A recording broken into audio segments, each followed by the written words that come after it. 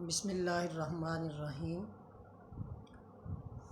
Second year کی پہلی غزل خواجہ میر درد، اس کے پہلے 3 شعر کی تشریح آپ اس سے پہلی ویڈیو میں سن چکے ہیں۔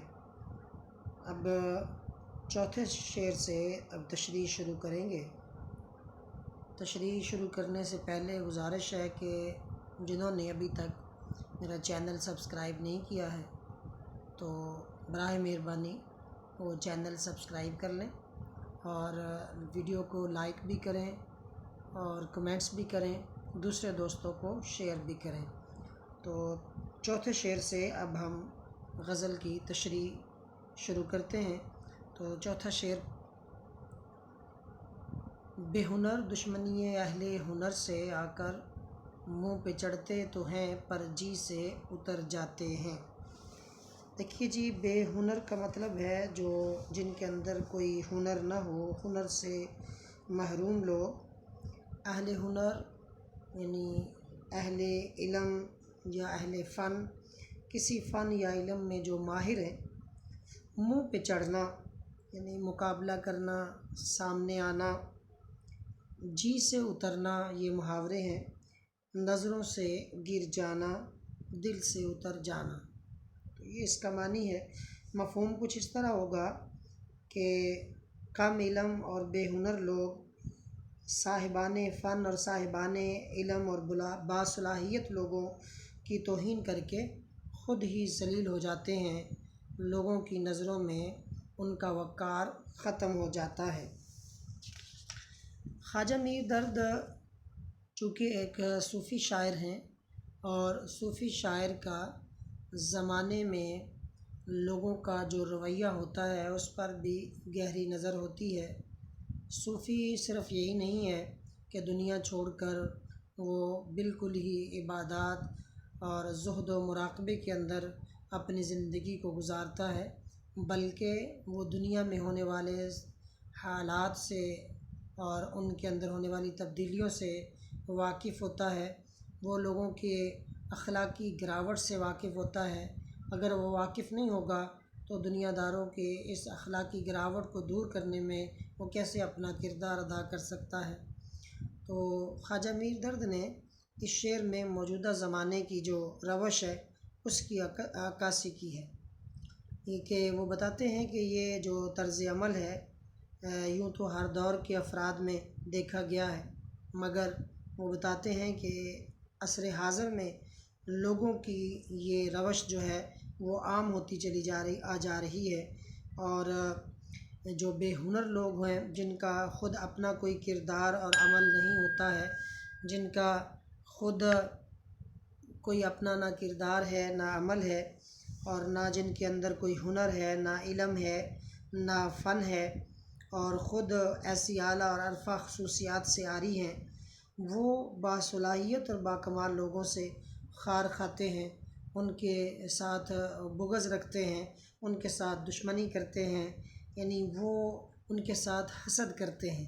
یعنی اس کے اندر جو حسد ہے، جو رذائل اخلاق میں سے سب سے جو برا انسان کا رویہ ہے، جو سب سے برے اخلاق میں سے ایک برائی ہے، اور جس کے بارے میں نبی کریم صلی اللہ علیہ وسلم نے بھی ارشاد فرمایا کہ حسد جو ہے وہ نیکیوں کو ایسے کھا جاتا ہے جیسے کہ سوکھی لکڑیوں کو آگ کھا جاتی ہے۔ تو اس کی طرف اشارہ کیا ہے کہ وہ دوسرے لوگوں کے ساتھ حسد کرتے ہیں اور جا بجا ان کی توہین کرتے ہیں، گستاخی بے ادبی کا مظاہرہ کرتے ہیں، اور ایک طوفان بدتمیزی وہ برپا کر دیتے ہیں جو کہ تھمنے کا نام نہیں لیتا۔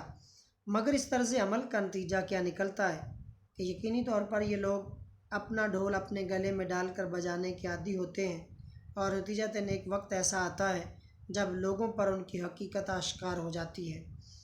عوام الناس کے دلوں پر راج کرنے کا خواب دیکھنے والے اپنا سا منہ لے کر رہ جاتے ہیں، اور لوگوں کی اکثریت ان کے رویوں اور حقیقت حال سے واقف ہو کر ان سے کنارہ کش ہو جاتی ہے یا کنارہ کشی اختیار کر لیتی ہے۔ تو یہ ان لوگوں کا حال ہوتا ہے۔ بتایا یہ گیا ہے کہ وہی لوگ جو ہیں وہ دوسرے سے جیلسی فیل کرتے ہیں جن کے اپنے اندر کوئی صلاحیت نہیں ہوتی، لوگوں کو ترقی کرتے ہوئے، لوگوں کو عزت پاتے ہوئے، وقار پاتے ہوئے وہ برداشت نہیں کرتے۔ یعنی جو اہل علم اور اہل ہنر اور صاحبان فن کا جو مذاق اڑاتے ہیں، تو اس بات سے سمجھ لینا چاہیے کہ خود یہ ایسا کرنے والا ایسی ساری عرفہ و اعلیٰ کمال سے یہ خود خالی ہے۔ لیکن جسے اللہ رب العزت یہ کمال دیتا ہے وہ دوسرے کے ساتھ حسد نہیں کرتا، بلکہ وہ اپنے اس ہنر اور فن سے دوسروں کو فائدہ دینے کے لیے سوچتا ہے۔ کسی شاعر نے کہا تھا، رتبہ جسے دنیا میں خدا دیتا ہے، وہ دل میں فروتنی کو جا دیتا ہے، کرتے ہیں تہی مغز ثنا آپ اپنی، جو ظرف کے خالی ہو صدا دیتا ہے۔ یعنی جو جتنا زیادہ باطنی ہوتا ہے اتنا ہی وہ اندر سے خالی ہوتا ہے، اس کے اندر وہ ہنر اور وہ فن اور وہ کمال، وہ علم، وہ حلم، وہ اس کے اندر بالکل بھی ناپید ہوتا ہے۔ تو اس لیے اس نے کہا کہ بے ہنر دشمنی اہل ہنر سے آ کر منہ پہ چڑھتے تو ہیں پر جی سے اتر جاتے ہیں۔ یعنی وہ یہ چاہتے ہیں کہ اہل علم سے، اہل ہنر سے اس طرح اگر ہم مقابلہ کریں گے تو ہماری جو ہے اس سے ہی ایک مشہوری ہو جائے گی، ہم اس طریقے سے شہرت پا لیں گے۔ وہ ایک شعر بھی ہے کہ ہم طالب شہرت ہیں، ہمیں ننگ سے کیا کام، بدنام اگر ہوں گے تو کیا نام نہ ہوگا۔ یعنی وہ اپنا نام چاہتے ہیں، جس طرح سے بھی ہو وہ چاہتے ہیں کہ نام ہو جائے، لیکن اس طریقے سے باتوں سے لوگوں کو متاثر کرنا، کچھ اپنے اندر کچھ نہ ایسی اعلیٰ اخلاقی اقدار کے نہ ہونے کے باوجود بھی یہ لوگوں کو یہ تاثر دینا کہ وہ بڑے صاحبان علم و فن ہیں، یہ بات دیر پا نہیں ہو سکتی، لوگوں کو مغالطہ نہیں دیا جا سکتا۔ جیسے کہ شاعر نے کہا تھا، حقیقت چھپ نہیں سکتی بناوٹ کے اصولوں سے، کہ خوشبو آ نہیں سکتی کاغذ کے پھولوں سے۔ تو اس طریقے سے اگر جب وہ اس طریقے سے اس راہ پر چلتے ہیں، حسد کی راہ پر چلتے ہیں، بغض اور کینے کی راہ پر چلتے ہیں، تو پھر کوئی بھی شخص جو ہے انہیں منہ نہیں لگاتا، کوئی بھی جو ہے پھر ان کو وہ عزت نہیں دیتا ہے، بلکہ وہ زمانے کی نظروں میں ذلیل و رسوا ہو جاتے ہیں۔ کسی شاعر نے کہا، اس عشق کے رستے کی بس دو ہی منازل ہیں، یا دل میں اتر جانا یا دل سے اتر جانا۔ چونکہ وہ عشق کے تقاضوں کو پورا کرنے کی اہلیت تو نہیں رکھتے ہیں، تو دل میں اترنے کا وہ فن تو نہیں جانتے ہیں، لیکن پھر وہ دل سے اتر جاتے ہیں، لوگ ان کی عزت نہیں کرتے ہیں، بلکہ پھر لوگ ان کو جو ہے وہ بری نگاہ سے دیکھتے ہیں، اور ان کی شہرت جو ہے وہ مثبت نہیں بلکہ منفی پہلو سے ہو جاتی ہے۔ تو اسی چیز کو خواجہ میر درد نے اپنے لفظوں میں بے ہنر دشمنی اہل ہنر سے آ کر منہ پہ چڑھتے تو ہیں پر جی سے اتر جاتے ہیں کے الفاظ سے بیان کیا ہے۔ یعنی وہ خود اپنے اندر تو کوئی عزت، عظمت، کمال اور فن نہیں رکھتے، صاحبان کمال کی عظمت کا اعتراف کرنا بھی ان سے دور ہوتا ہے، وہ صاحبان عظمت کی جو عظمت ہے اس کو قبول کرنا بھی وہ گوارا نہیں کرتے ہیں۔ اسی طریقے سے یہ عظیم لوگوں کا ہمیشہ سے ہی یہ وتیرہ رہا ہے کہ وہ گھٹیا لوگوں کو اپنے ان کے اس گھٹیا پن کی وجہ سے وہ جواب دینے میں اپنے وقت کو ضائع نہیں کرتے، بلکہ وہ ان کو ان کے حال پر چھوڑ دیتے ہیں، اپنے دل سے انہیں اتار دیتے ہیں اور اپنے دل سے ان کو نکال دیتے ہیں۔ بے ہنر لوگوں نے عارضی طور پر جاہ و منصب بھی اگر حاصل کر لیا ہو، مگر ان کی صفت بے کمالی زیادہ دیر پوشیدہ نہیں رہتی ہے، بلکہ فریب اور مکاری سے کام لینے والے ان لوگوں کی اصلیت جلد عیاں ہو جاتی ہے، کیونکہ ایسے فریب کار بے ہنروں کی وقتی طور پر تو واہ واہ بے شک ہو جاتی ہو، مگر مستقبل میں اور مستقل طور پر ان کے لیے رسوائی اور ذلت ہی ہوتی ہے، یہ لوگوں کی نظروں سے اور دل سے بالکل ہی اتر جاتے ہیں۔ اب پانچواں شعر ہے اس کا: ہم کسی راہ سے واقف نہیں جوں نور نظر، رہنما تو ہی تو ہوتا ہے جدھر جاتے ہیں۔ یہ غزل کا شعر ہے اور اپنے اندر ایک حمدیہ رنگ لیے ہوئے ہے۔ خواجہ میر درد چونکہ ایک صوفی شاعر ہیں اور ان کی جو شاعری ہے ان کے اندر تصوف کی جھلک آپ کو جا بجا نظر آتی ہے۔ اکثریت جو ان کے شعروں کے اندر آپ کو تصوف کے مضامین نظر آئیں گے۔ تو اس شعر میں ہم کسی راہ سے واقف نہیں جوں نور نظر، رہنما تو ہی تو ہوتا ہے جدھر جاتے ہیں۔ اب دیکھیے واقف ہونا یعنی جاننے والا ہے، جوں یہ حرف تشبیہ ہے، نور نظر یعنی آنکھوں کی روشنی، آنکھوں کا نور، رہنما راستہ دکھانے والا، راہبر۔ تو اس کا مفہوم کچھ شعر کا اس طرح بنے گا کہ اللہ تعالیٰ کی جو توفیق ہوتی ہے اور اللہ رب العزت کی جو رہنمائی ہے، اس کے بغیر انسان کائنات میں اس دنیا میں کچھ بھی نہیں کر سکتا۔ وہ جو کچھ بھی ہے وہ اللہ رب العزت کی عطا کے ساتھ ہے۔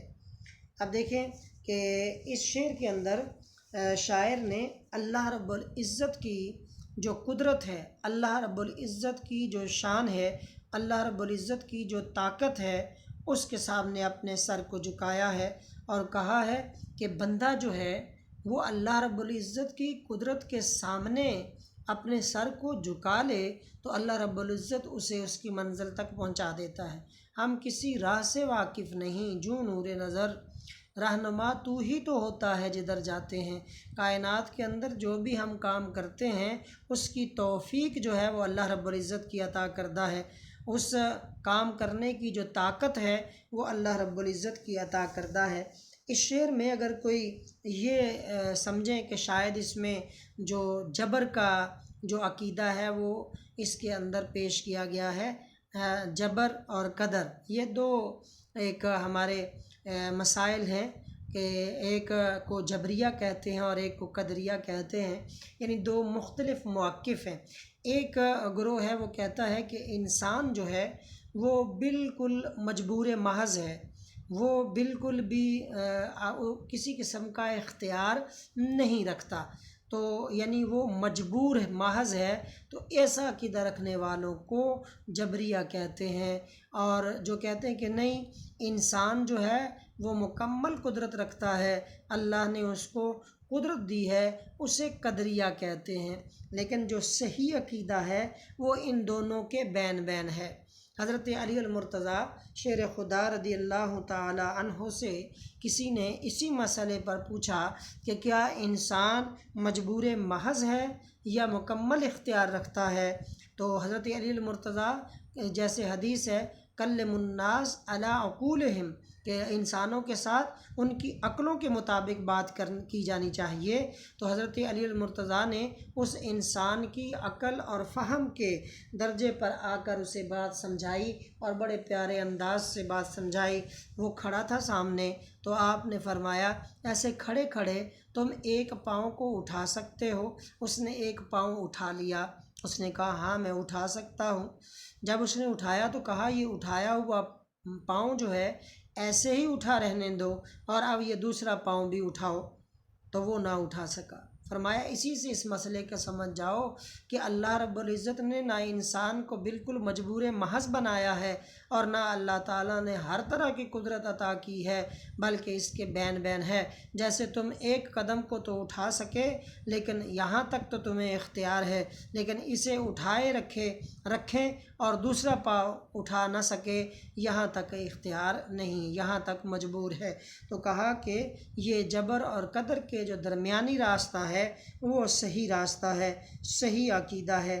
یعنی اس کے اندر شاعر نے اپنی عاجزی اور انکساری کا اظہار اللہ رب العزت کے سامنے کیا۔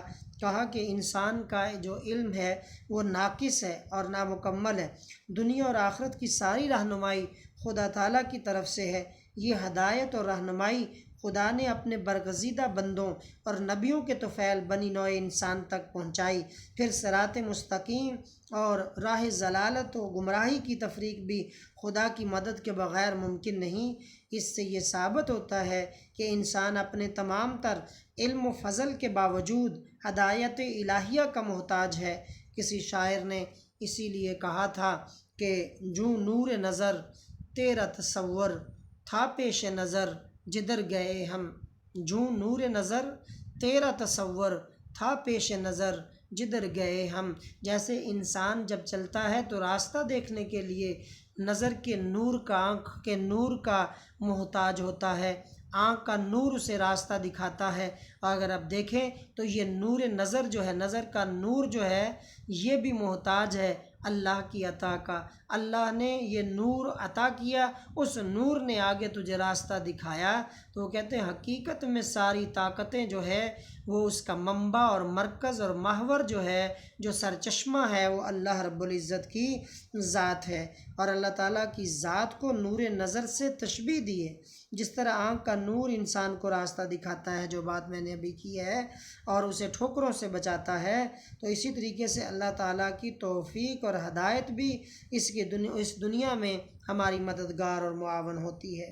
ورنہ اگر ایسا نہ ہو، ایک لمحے کے لیے بھی اللہ کی یہ توفیق، اللہ کا یہ فضل جو ہے ان بندے سے اٹھا لیا جائے تو بندے کا ایک قدم چلنا بھی وہ مشکل ہو جائے، اور انسان جو ہے اس کا یہاں پر اپنے وجود کو برقرار رکھنا یہ جو ہے وہ محال ہو جائے۔ تقدیر کے پابند نباتات و جمادات، مومن فقط احکام الہی کا پابند، یعنی اللہ کے جو احکام ہیں، اللہ کی جو مرضی ہے، مشیت ہے، انسان اس کے مطابق ہی چلتا ہے۔ اللہ کی توفیق کے بغیر انسان جو ہے کچھ بھی نہیں کر سکتا۔ تو نہ بدرکا ہے، نہ کوئی رفیق ساتھ اپنے، فقط عنایت پروردگار راہ میں ہے۔ اگر اللہ توفیق ہٹا لے تو کوئی تمہارا رفیق نہیں ہے، کوئی رہنما نہیں ہے۔ اگر بدرکا یعنی رہنما اگر ہے تو اللہ کی ذات ہے، کوئی رفیق ہے تو وہ اللہ کی ذات ہے۔ حقیقی طور پر رہنما اللہ کی ذات ہے، حقیقی طور پر رفیق وہ اللہ کی ذات ہے۔ اور پھر اللہ کی ذات اور اس کا جو فضل اور عنایت جب ہمارے ساتھ ہو تو پھر راہوں کے مشکلیں آسان ہوتی چلی جاتی ہیں، بند دروازے کھلتے چلے جاتے ہیں، اور پھر یہ گرہیں جو مشکلات کی گرہیں ہیں وہ واہ ہوتی چلی جاتی ہیں، یہ عقدہ جو ہے وہ کشا ہوتا چلا جاتا ہے۔ یہ سب کا سب جو ہے یہ اللہ رب العزت کی توفیق سے ہی ہے۔ جی شعر نمبر 6 ہے۔ معلوم نہیں ساتھ سے اپنے شب و روز، لوگ جاتے ہیں چلے سو یہ کدھر جاتے ہیں۔ معلوم نہیں ساتھ سے اپنے شب و روز، لوگ جاتے ہیں چلے سو یہ کدھر جاتے ہیں۔ خواجہ میر درد کا یہ اس غزل کا 6واں شعر ہے۔ انتہائی پیارا اور انتہائی اہم حقیقت کی طرف پیارے انداز سے اشارہ ہے کہ کلمہ افسوس ہے، تاسف کا کلمہ ہے۔ معلوم نہیں یعنی ہم نہیں جانتے، ساتھ سے اپنے شب و روز کہ ہمارے جو سنگی ساتھی ہیں، ہمارے جو آس پاس ہیں، رات اور دن شب و روز لوگ جاتے ہیں چلے سو یہ کدھر جاتے ہیں۔ یہ ایک ایک کر کے سب جا رہے ہیں، لیکن یہ جاتے کدھر ہیں یہ ہمیں معلوم نہیں۔ لوگ دنیا کے سفر پر جاتے ہیں پھر واپس آتے ہیں، جب جاتے ہیں تو پتہ ہوتا ہے کہاں جاتے ہیں، پھر ان کے آنے کا پتہ ہوتا ہے، لیکن یہ کون سا سفر ہے، کس سفر پر جا رہے ہیں کہ جن کا پتہ ہی نہیں کہ کہاں جاتے ہیں، نہ وہ آ کر بتا سکتے ہیں کہ وہ کہاں گئے۔ تو جو ہے وہ کلمہ افسوس ہے، شب و روز دن اور رات ہے، کدھر کہاں کس جگہ چلے جاتے ہیں۔ تو ہمارے ساتھ رہنے والے دن رات ہم سے الگ ہو رہے ہیں اور کہیں جا رہے ہیں، لیکن یہ معلوم نہیں کہ وہ کہاں چلے جاتے ہیں، کیونکہ جب جاتے ہیں تو پھر واپس وہ نہیں آتے ہیں۔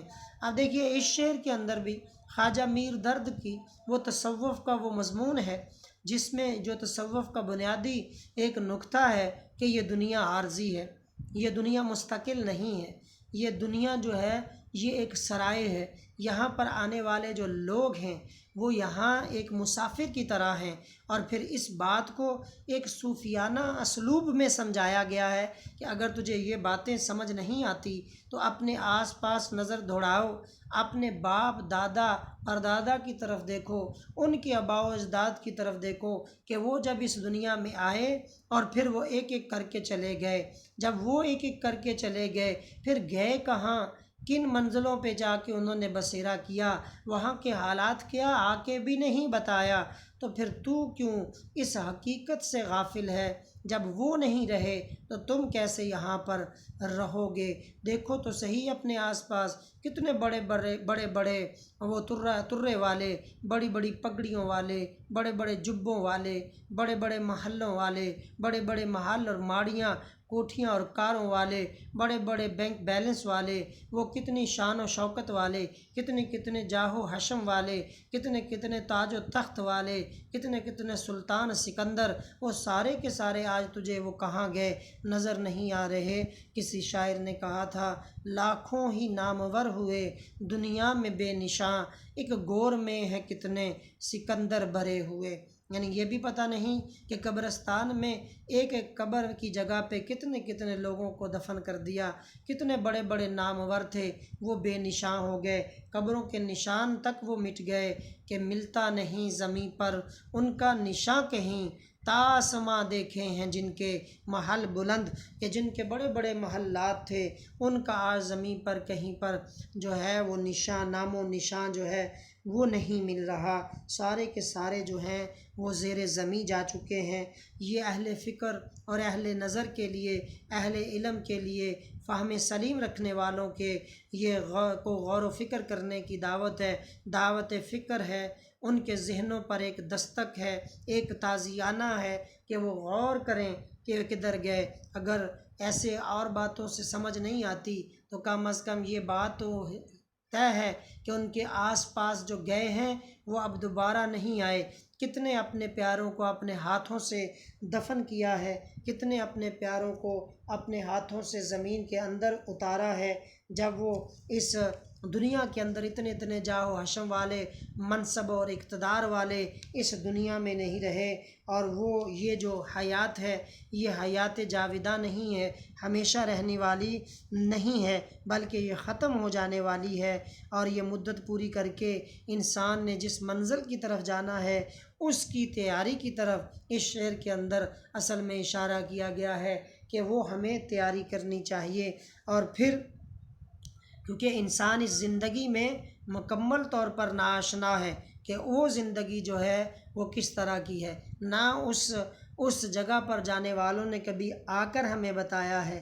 ہمیں قبر کی زندگی کا وہ شعور نہیں ہے کہ جب تک کہ ہم کسی چیز کو پریکٹیکلی نہ کر لیں تو وہ والی کیفیت ہم پر نہیں آ سکتی، اس کا شعور اس طرح سے نہیں آ سکتا۔ لیکن وہ کہتا ہے کہ یہ بات تو طے ہے کہ ہم سب نے جانا ادھر ہی ہے اور کبھی لوٹ کر نہیں آنا ہے، صرف اپنی یادیں یہاں پر چھوڑ جانا ہے۔ جتنے انسان گزر جاتے ہیں وہ ان کی یادیں رہ جاتی ہیں، تو پھر کہتے ہیں اس طریقے سے وہاں پر جانا چاہیے کہ وہاں جائیں تو وہاں پر بھی آسانی ہو۔ پیچھے اب ہم اپنی یادگار یادیں جو ہیں، اچھی خوشگوار یادیں جو ہیں وہ چھوڑ کے چلے جائیں تاکہ لوگ ہمیں اچھے لفظوں سے یاد کریں۔ اقبال نے بھی اپنی ایک نظم میں کچھ یوں فرمایا تھا کہ اے میں غفلت کے سرمستو کہاں رہتے ہو تم، کچھ کہو اس دیس کی آخر جہاں رہتے ہو تم۔ یعنی وہ جو چلے گئے وہ پچھلوں کو بتاتے بھی نہیں ہیں، لیکن اپنے جانے سے ایک اشارہ کر جاتے ہیں کہ ہمارے پیچھے رہنے والوں تم نے بھی ادھر ہی آنا ہے۔ اس شعر کے اندر ایک عوامی انداز سے موت کی حقیقت کو ذہنوں میں نقش کرنے کی کوشش کی گئی ہے، موت کی حقیقت کو ان کے ذہنوں پر ثبت کرنے کی کوشش کی گئی ہے، ایک عوامی انداز اپنایا گیا ہے، ایک مثال دی گئی ہے کہ اپنے آس پاس دیکھو یہ جتنے لوگ جا رہے ہیں کدھر جا رہے ہیں۔ مطلب یہ ہے کہ پتہ ہے یہ آخرت کی راہ پہ جا رہے ہیں، لیکن کدھر جاتے ہیں یہ ایک تازیانہ ہے، یہ سوچنے کے لیے دستک ہے کہ جہاں یہ جا رہے ہیں وہیں ہمیں بھی جانا ہی جانا ہے، وہاں جانے کے بغیر گزارا نہیں ہے۔ جانے کن منزلوں کی دھول بنے وہ فنا کے سفر پر جانے والے۔ جی، اس غزل کا آخری شعر ہے: تا قیامت نہیں مٹنے کا دل عالم سے، درد ہم اپنے عوض چھوڑے اثر جاتے ہیں۔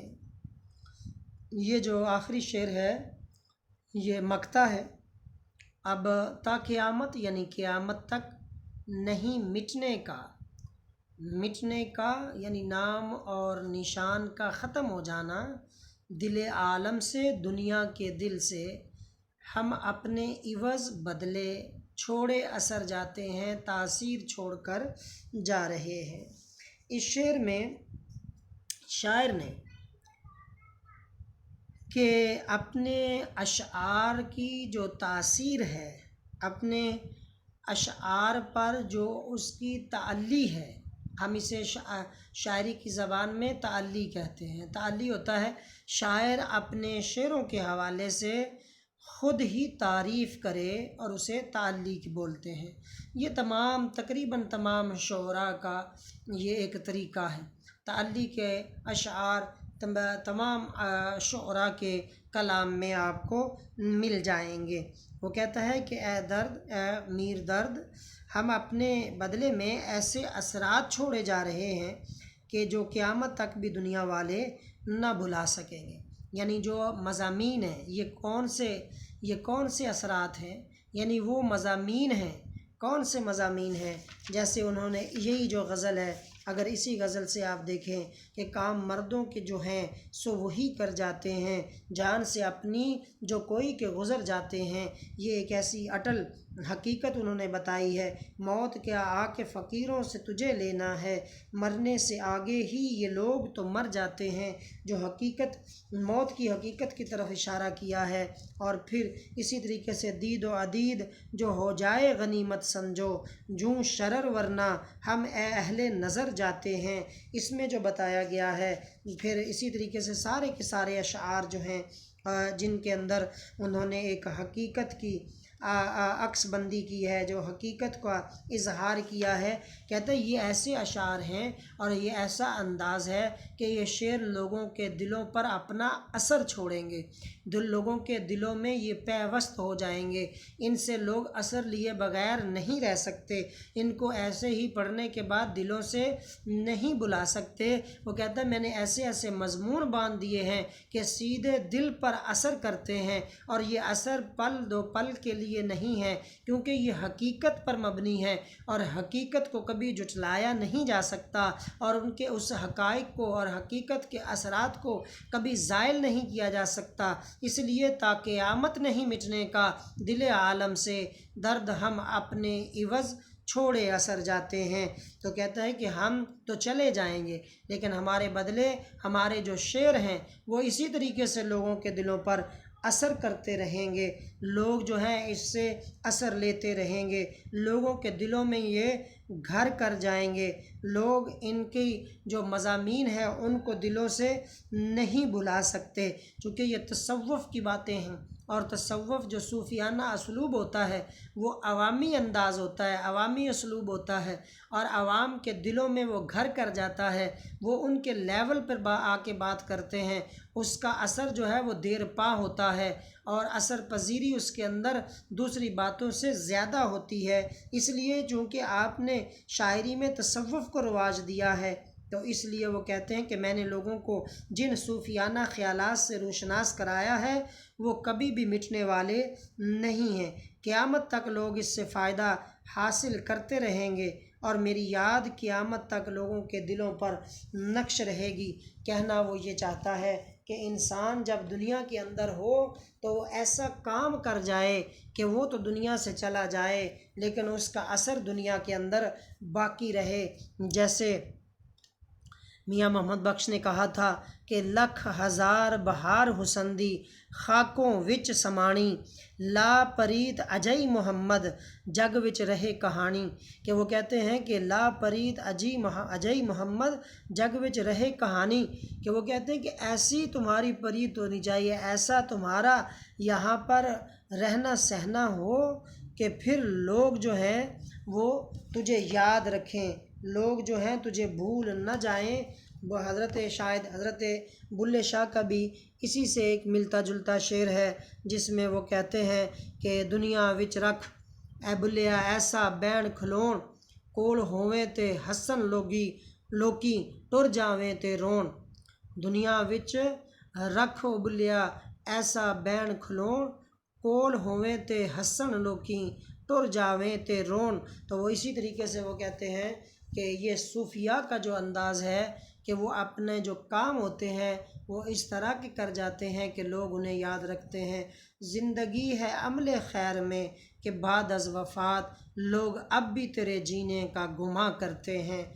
کسی شاعر نے کہا گر میں نہ رہوں گا میرے اشعار رہیں گے اور بعد میرے پرستار رہیں گے۔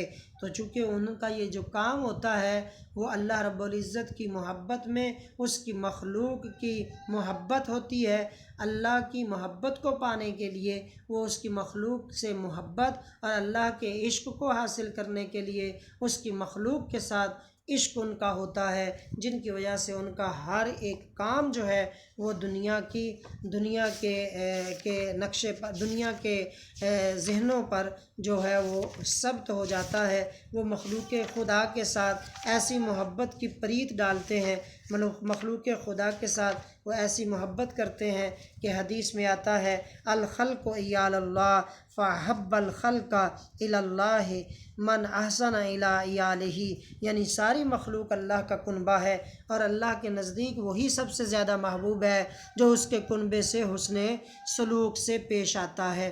مرد خدا کا عمل عشق سے صاحب فروغ، عشق ہے اصل حیات موت ہے اس پر حرام، کہ صوفیاء کے جتنے کام ہوتے ہیں وہ سارے عشق الہی میں ہوتے ہیں اور عشق الہی کی وجہ سے ان کا نام تا صبح قیامت تک وہ قائم اور دائم رہتا ہے اور وہ امر ہو جاتے ہیں تاریخ میں۔ ان کی باتیں جو ہیں وہ مخلوق خدا کی بھلائی کے لیے ہوتی ہیں۔ کسی شاعر نے کہا باتیں ہماری یاد رہیں گی پھر باتیں نہ ایسی سنیے گا، جو کہتے کسی کو سنیے گا پھر دیر تلک سر دنیے گا۔ تو اسی کے ساتھ ہی خواجہ میر درد کی یہ پہلی غزل کے تمام اشعار کی تشریح مکمل ہوتی ہے۔ یہ 2 حصوں میں 2 ویڈیو کلپ کی صورت میں یہ میں نے پیش کی ہے۔ امید کرتا ہوں کہ آپ اس سے خاطر خواہ فائدہ اٹھائیں گے۔ اللہ ہمارا حامی و ناصر ہو۔ اللہ حافظ۔